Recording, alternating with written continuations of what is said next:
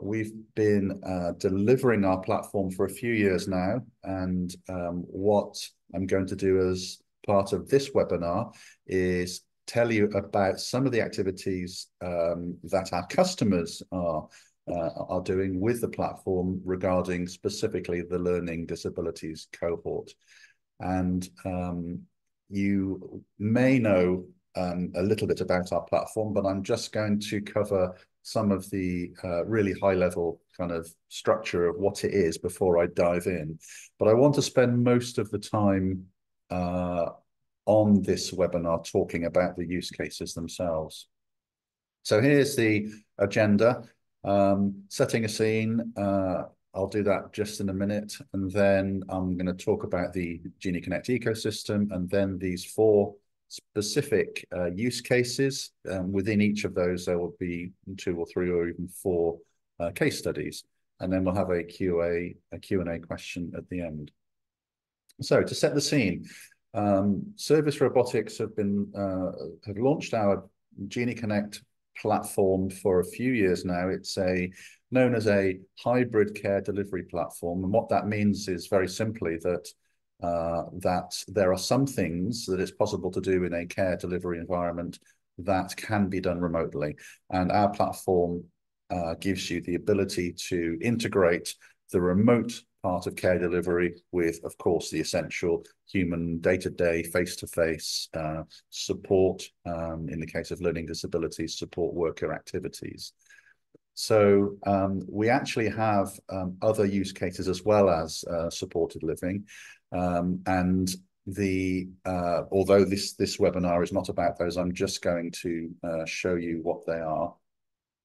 Before I do that, this tech first phrase you see, tech first approach is actually something we stole from one of our customers.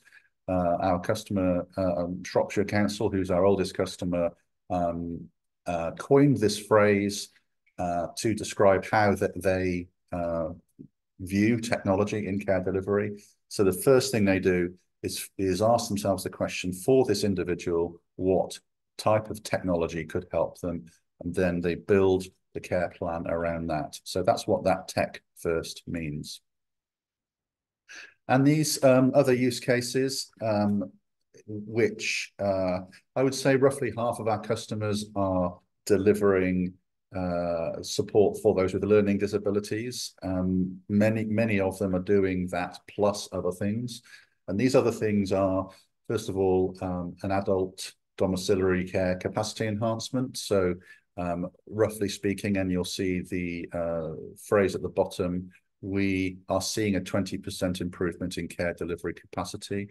That's because you're not just saving the time of the carer when they are in the presence of the care recipient, you're saving their travel time, and you're doing more than you would be able to do when you are able to do it remotely. So as well as those remote visits, you're getting prompts and reminders and what we would call automated care as well. The second one is learning disability supported living, which is what we're talking about today. Third one is a reablement use case, so hospital discharge acceleration, so helping people to come to terms with their new set of circumstances following a hospital period in hospital.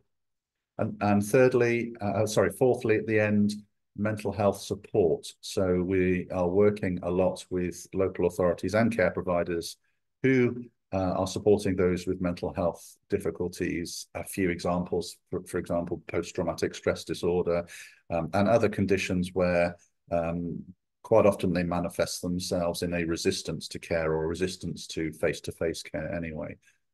So Genie steps in that situation and is able to offer a kind of quite different and sometimes more palatable level of care to that care recipient. Okay, so just a very quick flash up the screen where we are, and I know some of you are on the call, so very welcome if your organization is represented here. There are a few extra ones which we haven't put on the screen yet because they're in early stages, but all of the customers on the screen here have live projects and many of those are delivering outcomes that are and have been measured. On the bottom left, Shropshire Council, as I mentioned, is our longest standing customer. So they have a lot of outcomes to talk about. Okay, quickly then, I'm going to talk about the platform itself.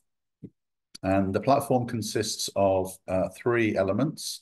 First of all, the companion app. So alongside the Genie and the care portal, there's a companion app, which is used by friends and family and healthcare professionals. So carers on the move, for example, we have a number of instances where carers are sending messages or putting reminders on the Genie to say, I'm running late, or would you like me to pick up some groceries, or it's Belle's second birthday today, as you see on the screen.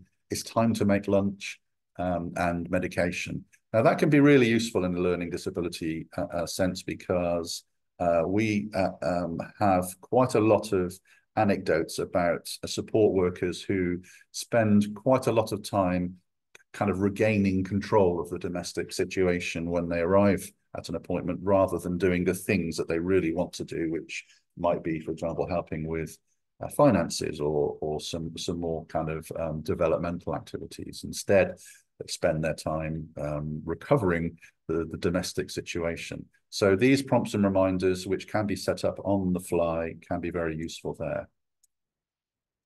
The second item, of course, is Genie, the Genie robot itself. Genie is a tabletop companion robot. It's not designed to move around. It's designed to be your interface as the care recipient with the people that have the companion app, but also your care team, who will be either using the companion app or the care portal. Kind of things that Genie will do is Genie will speak to you about your prompts and your reminders. So Genie will say, it's time to take a drink. Have you taken a drink? So it requests the confirmation of that kind of activity. And when that confirmation is received, importantly, it's lodged on the profile of that user on the care portal. So the care team can see immediately which activities the people they're supporting say they have completed. Genie is voice activated. Genie responds to the wake word is Genie, and then a number of commands. For example, Genie, read my calendar to me. And any of these prompts and reminders can be responded to with a voice command. So in the case of this mood capture event here, the Genie will say, hello, Jessica, how are you feeling today? Please reply happy, okay, sad, or not today, thanks. And whatever you say is captured and registered as your response to that prompt. And of course, video calling is really important. So again, this can be done through voice activation or using the touchscreen on the Genie. And we provide comprehensive training for all of the people who are involved in the circle of care, including the person being supported. But it's as simple as saying, Genie, call John, or Genie, call Jane. That's been extremely useful in cases, and there's one later, which I'll show you, where there are sort of visual impairments, or people who prefer to use their voice, or maybe they have dexterity issues. So either is possible. And calls can be made, of course, directly from the robot to either a companion or to the care portal, and vice versa. So it's a different use case, but my mum is 88 and she has a Genie, and she's always calling me. The call comes through on my phone, and I can see her. I can see she's well. I can see if she says she's fine, but she doesn't look fine. I can take the temperature, if you like, in the sense of I can see if she seems sharp and bright, and she's aware of the time and the day and that kind of thing. So it's very helpful to me to be able to see her by using this video.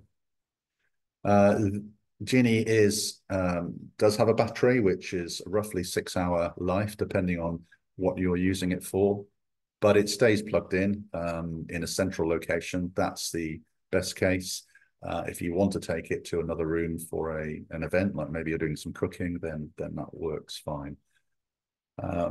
And there's quite a lot of other features on Genie, which I'm not going to demonstrate or go into, but entertainment in specifically is actually quite important for the learning disability cohort, who are generally of a younger generation and therefore have the technical reflexes. They've grown up with technology and therefore are not afraid of it. So I can say that the entertainment features in our platform are much more widely used by those living with learning disabilities than they are other cohorts. So, and this is one of the things that we try to do with Genie is every time you're engaging with Genie, even if you're just listening to Spotify or looking at iPlayer, you're actually becoming used to Genie as being part of your circle, part of your routine. And that means that when Genie does say something and asks you to perform a function, or you receive an incoming call, you are much more likely to respond to that call. Okay, and the final part of the system is our care portal. So the care portal is basically the enterprise tool that the care delivery organization or the support organization will use to manage the fleet of Genies they have, to allocate and reallocate and to update profiles, but also very specifically to talk to each of the people who have a Genie using video calling, to modify where appropriate their calendars to take into account changes in their care plan, and to respond to the data that's coming in from Genie. So very typically, and I'm using the example of Shropshire here, their team, they have a number of individuals who are allocated to the remote care part of the delivery. They will come in the morning and they will log on to the platform and they will see what upcoming events they have in terms of welfare checks, and in terms of the feedback that the system is giving them on who said what yesterday. So Mary said she hadn't taken a drink, John said he hadn't taken his medication, and so on and so on. And those all of those events can be the subject of threshold alerting, so that you get an alert when that threshold is exceeded, and you can set that threshold to suit the individual. Also through the platform, it's possible to consume the data that comes from the whole system. So this is a dashboard which is configured to your own requirements, which means that you can see changes in the stats of what is actually happening. And that's useful for reporting and for evidencing of outcomes. If you're saying engagement levels up, that's great, and then you're seeing 82% of people responded to their mood capture, but it was a bit higher in terms of the sad responses. You can take action based on this data and perform interventions where appropriate. Okay, that's a really brief overview of the platform, and I'm going to stop there and just go straight into the use cases now. So there are 4 particular areas that I'm going to talk about. All of these use cases are live projects. We had a particular study down in Cornwall, which many of these case studies come from, but also a lot of them are in live deployments through other projects. What we aim to do here is to assess the potential benefits of supporting medication compliance, independence in daily living, personal hygiene, emotional resilience, and safe connectivity, of course. So in the Cornwall project, there were 8 male and female participants aged between 28 and 52. they were all included in the valuation, and the Genie reminders and prompts were personalized based on their needs, based on their own care plan. And this is important because one of the things that we found is that the best and most exciting outcomes are delivered when the care team, the power of the care team or the support team is harnessed, because they are the people that know exactly what the people they care for want and need, and can be tailored appropriately. And the example I always like to use, and this isn't one of the case studies, so I mention it before we go in, is one of our users in Cornwall. It has a severe visual impairment, and he needs 24/7 care, but really, really wants to be independent. I've got another facet of his use coming up in one of these use cases, but in this case, he got into the habit of asking Genie in the mornings to read out his calendar for the day. So Genie would read out all of his prompts and reminders for domestic reflexes, cleaning his flat, doing the washing up, personal hygiene, but also medication and those kind of things. And the care team that was supporting him noticed this and realized that they could add some reminders to Genie that would suit him personally. And what they realized was that because he's a very big fan of Shrewsbury Town Football Club, that they could put the prompts and reminders in terms of fixtures and results of and news from Shrewsbury Town Football Club. So when he was reading out his calendar in the morning, he would get all of that information. And being severely visually impaired, it was extremely enhancing to his mood and his feeling of being cared for and connectivity with the outside world. So that's one example, but I'm going to go into the improved hygiene and living to start with. And so with Genie Connect, residents can take control of their tasks and seek help when needed. And generally, this leads to a sense of accomplishment and empowerment, boosts motivation, and involvement in daily activities. So Craig from Cornwall Housing told us, I found it useful in some ways, a reminder to take meds, household jobs, quite helpful. When it said wipe the sides, I did it. So that's quite important because people who accept and appreciate the use of Genie, and because of its anthropomorphic appearance, it engenders that level of communication and compliance. So we had another user who said to her support worker, I've cleaned my apartment because Genie told me to. And actually, Genie hadn't told her to do that, but it was the kind of thing that Genie would have said. So she sort of superimposed that knowledge onto her own daily routine. Another one, a little bit later, Jack achieved a 30% increase in his personal hygiene task, which he really struggled to remember. Showering and cleaning his teeth were the two main ones. A lot of people who are supported rely on their support workers to remind them to do these things, but if you're not seeing them every day, then that can be suboptimal. So he achieved a significant increase in his personal hygiene tasks. And this is important, obviously, from the personal level, but also, of course, dental hygiene and dental problems in people with learning disabilities, as an example, is way higher than it is for the rest of the population. And that is something that we should address and can address, because it's one of those things that gives much better quality of life and welfare and health. Peter from Ordinary Living expressed increased confidence and independence in managing his daily routines. So it helps me with having showers, cleaning teeth, house jobs, reminds me to bring my washing in. It helps me a lot to do the things I've wanted to do. So Peter knew that these were things that he needed to do, but was struggling to remember them. And one of the staff members who was supporting Peter said, Genie Connect gives them more confidence, routine, and a structure to follow when we're not here.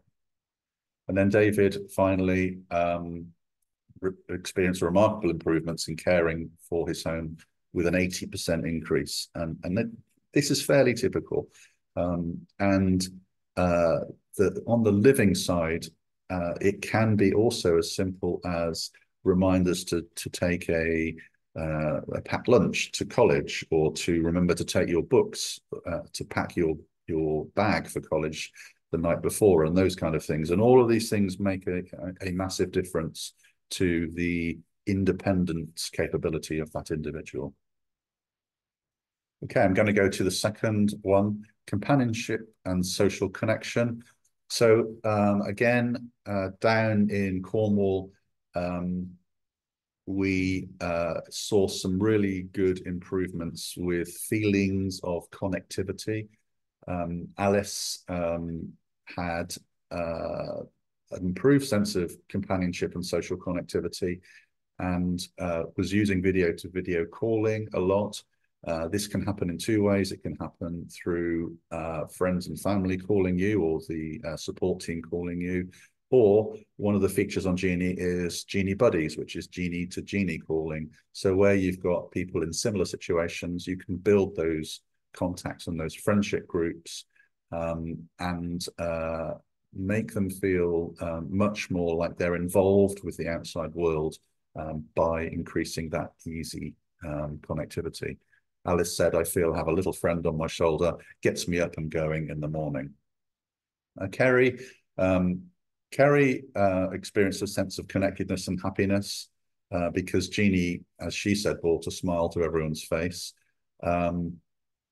Kerry was really struggling to remember to call people. So Genie was giving her reminders to call her support team and her family. And she used Genie a lot for music and iPlayer, which, like I said earlier, engendered that level of use and communication. Mike, down in the Ordinary Living project, Mike was using things like, again, Spotify and iPlayer, and this helped him particularly to alleviate feelings of loneliness, and increased his well-being. And his quote is, "It makes me happy when I look at Genie, someone to talk to in the room. I talk to Genie, I don't get an answer back always, but I talk to it a lot. It's the best thing since sliced bread." So that was Mike. And one further one, which isn't on the slide, but Brian embraced the video call feature with his brother, which fostered a greater sense of social connection and happiness.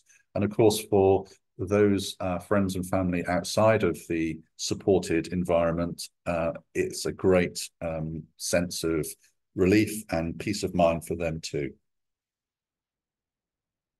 Okay, third type of support, health and well-being. So Susan, down in Cornwall Housing, Susan struggles with distraction, and which presented a real problem for her taking her medication. So even if she went to take her medication, she'd very easily get distracted and forget. So since she's had Genie, she says, Genie wakes me every morning. It tells me it's time for meds. I take them. Before I had Genie, taking tablets was difficult. Craig's another Cornwall Housing resident. People with learning disabilities can benefit from being aware of their moods, to better understand their emotions, to sort of bring it into the conscious mind. Because when you ask somebody how they're feeling, quite often the response is, very much, it's a reflex. Oh, I'm fine, I'm fine. But when Genie asks you how you feel, it's a very different thing.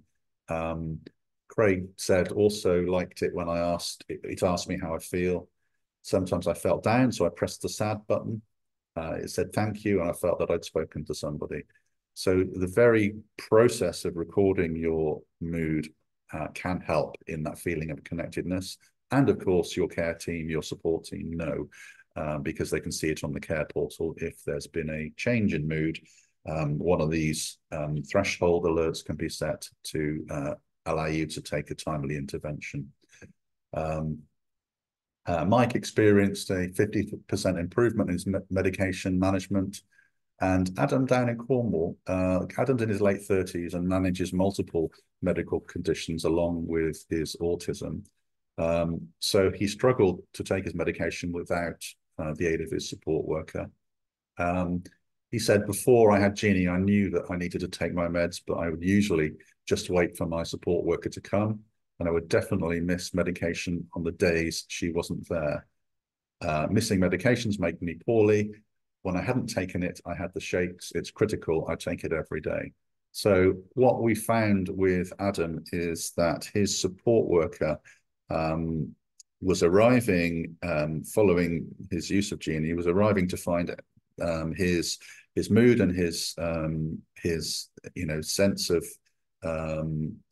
well-being were much better, which allowed her to take care of some of the things that were really important for his independence, rather than just kind of recover, like I said before, the domestic situation, and to grapple with those mood changes, and where medication has not been taken.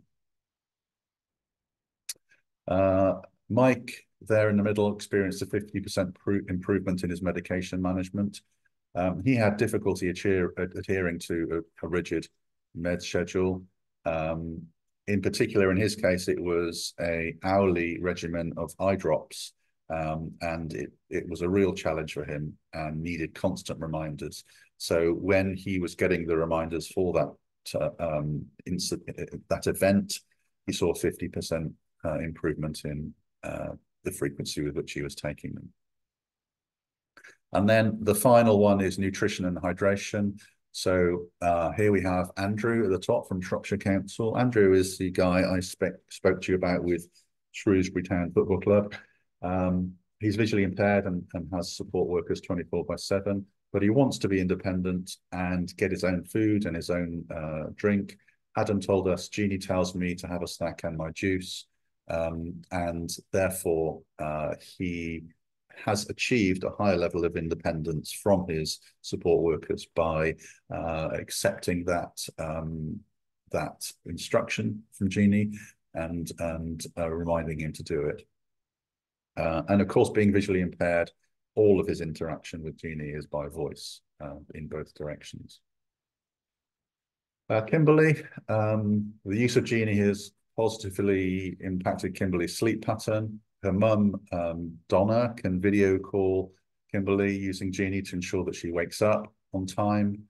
This has led to Kimberly eating breakfast regularly and making healthier food choices throughout the day, which is the quote there, and has 44% more calls answered on Genie versus mobile calls. So Genie is more accessible to her. Like I said, if your Genie has an incoming call and you say yes, when Genie asks you if you want to answer it, it's much more easier to do that, rather than perhaps find your phone and accept a call that way. And Donna, Kimberly's mum, said the pressure has been taken off. I know Kimberly is eating regularly and her moods have decreased. So, and of course, that's perfect when people being supported have relatives that they can call upon, but when they don't, that role can be taken by the support worker, both remotely and in person. So there's that sense of connectivity in between the face-to-face care visits, which I think makes a big difference. And Tara from Positive Steps, Tara needs to take her medication daily, of course, and drink more water. Genie reminds her to do both. But without those things, her mood takes a turn for the worse. She says, if I don't take my medication, I can be a bit naggy, and you don't like me when I'm naggy. So for her support worker, it made a big difference to her ability to to be useful when she's with Tara, rather than to just deal with the fallout of a little bit like Andrew with the outcome of poor medication compliance. So those are some real scenarios. We have many more. We have cohorts of people with learning disabilities up and down the country. And I know that some of you who do have projects with us are looking to activate a learning disability cohort alongside, or in some cases instead of some of the other use cases that you've been pursuing. And that's great, because I think it's a really good, very rewarding use case in general, because of the affinity that people who are living with learning disabilities seem to have with, you know, a friendly, cute, anthropomorphic companion in their home. And once they have that reflex to listen and to comply, then it can be hugely helpful in changing their patterns and their routines and their habits. Okay, I have one more slide before we open up for some Q&A. The support framework, this is really important, of course. Remote care and hybrid care models do represent a massive change in the way we are delivering care. It's a change in care delivery culture, really. We at Service Robotics understand this and have a really comprehensive support framework that we use with all of our customers to help you through the process. The learning curve can be quite steep, but when you are able to take the learnings from other care providers and local authorities, which is part of the way we work, then that learning curve can be massively reduced. We've drafted 5 key steps to follow to make the project a success. Firstly, identifying the tasks that recipients can independently manage. So what is right for that person? Because everybody is different. It might be as simple as medication, but it might be something you know, completely peripheral. Again, one example that I like to use that we don't show too much in our case studies is the gentleman down in Cornwall. His care team were trying to get him to give up smoking, so they decided to use Genie to tell him when he could have a cigarette, and then they reduced the frequency with which Genie told him he could have a cigarette, and that had the desired effect of reducing his intake until he finally quit and relied only on patches. So that's again the genius of the care team. But the tasks that you identify can be as much or as little as you want based on the needs of that person. So evaluate is the next phase. How many tasks you do, what could be automated, what would be the cost savings by implementing remote care across each service. So, for example, if you find that the person you're supporting is responding well to medication compliance, to medication reminders, then that's potentially fewer visits you need to do, and that can be a big saving, releasing you to give your time to other people who are requiring support. So the third step is review. To review your workforce readiness, look at funding streams, because many of our customers have experience in this and are happy to share it in terms of how that can be funded, and preparation with personalized service demonstration and implementation plans. So we help with all of this in terms of project planning and supporting and training all of the stakeholders within your care delivery system to understand and to get behind the way Genie is being used.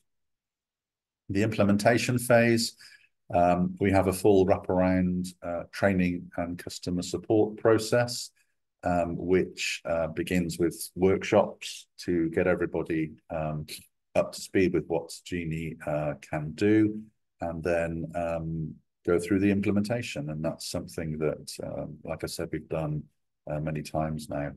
And then finally, and really importantly, impact. So we have a series of metrics that is the distilled wisdom of all of the local authorities and care providers that are deploying Genie to give them the answer to that question: what happens at the end? You know, how do we know whether this worked, and therefore is something that we should continue with.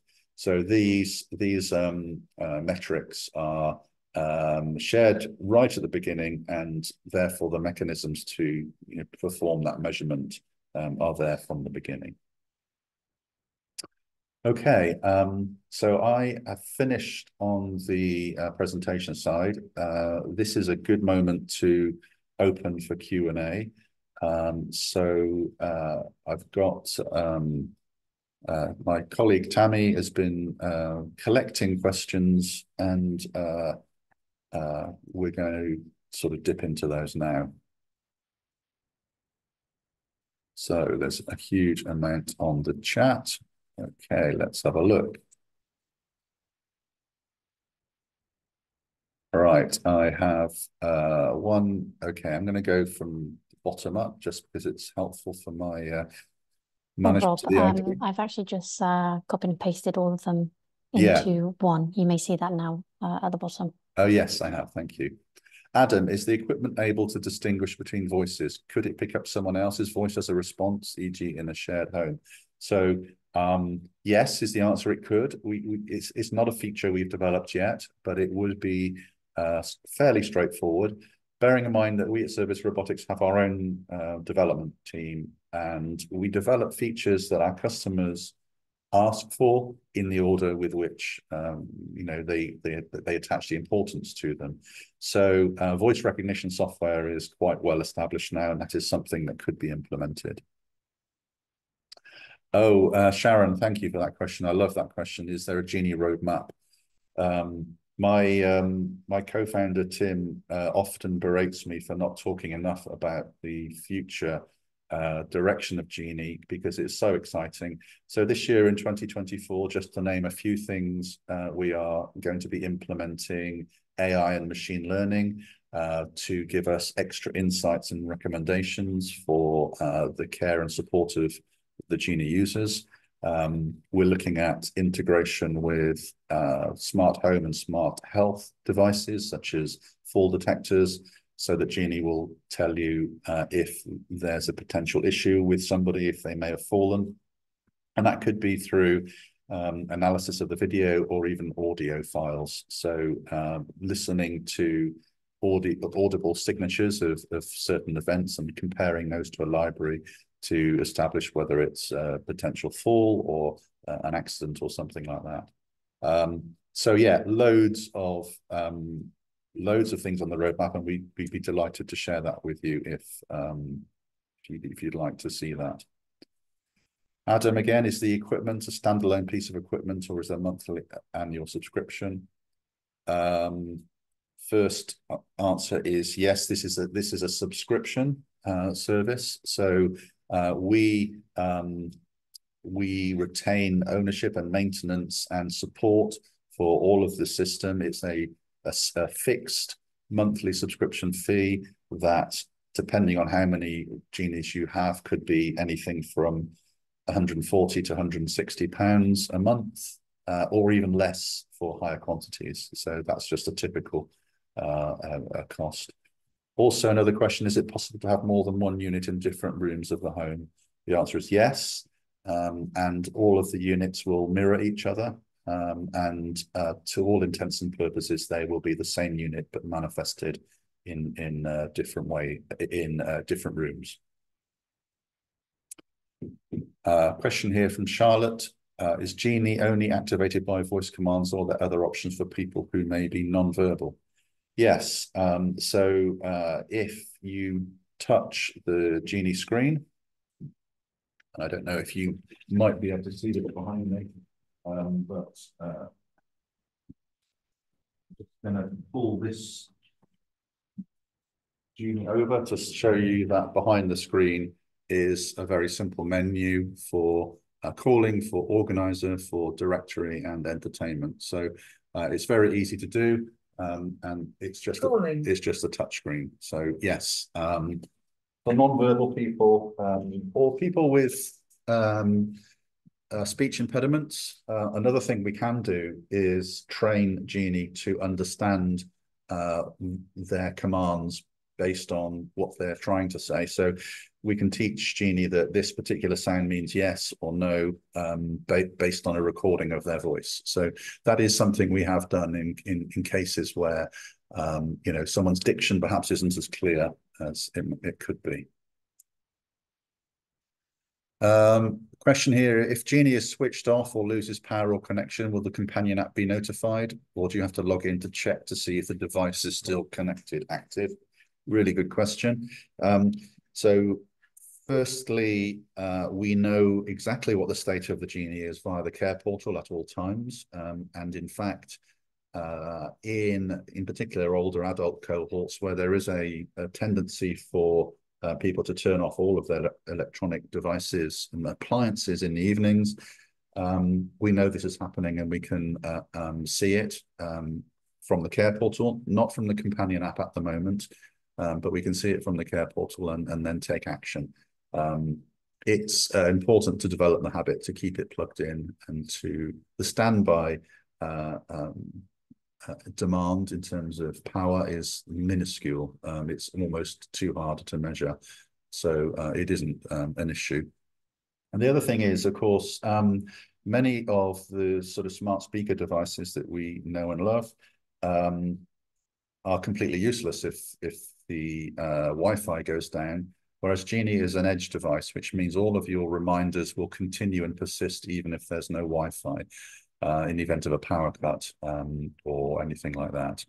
And this actually feeds into the next question very nicely. Does Genie have a built-in SIM card, and is this a roaming SIM?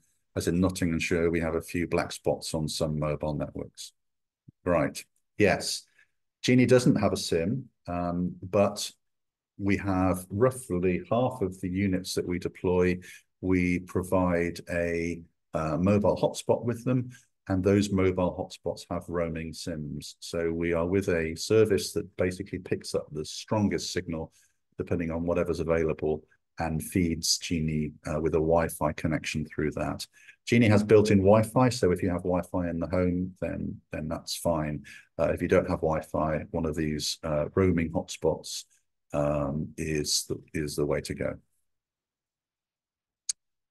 Okay. Right. I just want to go down. Chris said, have you any case studies, evaluations evidencing reduced cost of care arrangements alongside increase in user well-being? Yes. So Shropshire did a outcomes analysis in middle of last year, actually, where they looked at their first 8 users over a period of time, up to a year in some cases, and they measured the before and after. Their specific finding was, and you'll see this if you look at my colleague Tammy's image in place of her camera, freeing up to 10 hours per recipient per week. Now, this was what Shropshire said that they had achieved. So with the use of Genie in the people they analysed, they were able to maintain and even improve the welfare of that person with 10 fewer hours of face-to-face care using Genie for automated and remote care and remote video calling. Other part of that question, alongside increase in user well-being, of course, this is really the point. Quite hard to measure well-being, but with our mood capture, that was a fairly blunt tool, really, but it does show trends in terms of mood over time, and that is something that can be captured on the dashboard and reported across a whole group of Genies, so that you can see that's actually trending. Is video recording and or audio recording constant recorded or only activated with trigger words? Okay, yes, a very good question. Genie does not listen to what you're saying and doing until you use the wake word Genie. That's based on what we understand are the concerns and needs of the people we care for, who are very concerned about privacy. So you'll never have that situation where you spookily receive an advert for something that you've recently been talking about. because Genie is a closed system, and Genie doesn't listen until you use the wake word. Our video and audio saved. We can, at your request, record all conversations and make them available to you, the customer. Bearing in mind, we are the data processor in this chain, and you would be the data controller. So it's completely up to you whether you have that data and what you do with it. But yes, we can provide that if needed. Okay. Tammy, is there anything else that's come in that I need to be aware of before we finish? There's 3 more at the bottom. Have you captured those? Oh, 2 more, Okay. sorry, Chris and Adam. Okay. Okay, I've done the video recording one. And then I've got a request for a roadmap. Is that what you mean, Tammy? I can't see any others. Chris, it's 7 minutes past 1. Do you have any case studies, evaluation, evidence in reduced cost of care arrangements alongside? Yes, You've I done that one. went through that Oh, one. apologies. Yeah. Okay, that's all of them. Yeah. Excellent. Well, thank you for joining, everybody. I hope it's been useful. The recording of this session will be made available to you. And please do get in touch if you'd like to engage further. Maybe have a demo specifically for you and your teams. We'd love to do that. Where you've asked for more information, we'll send it through. So thanks for joining, and watch this space for a completely new series of webinars, which we're currently planning to come up across all of the use cases. So please stay tuned. Thanks very much.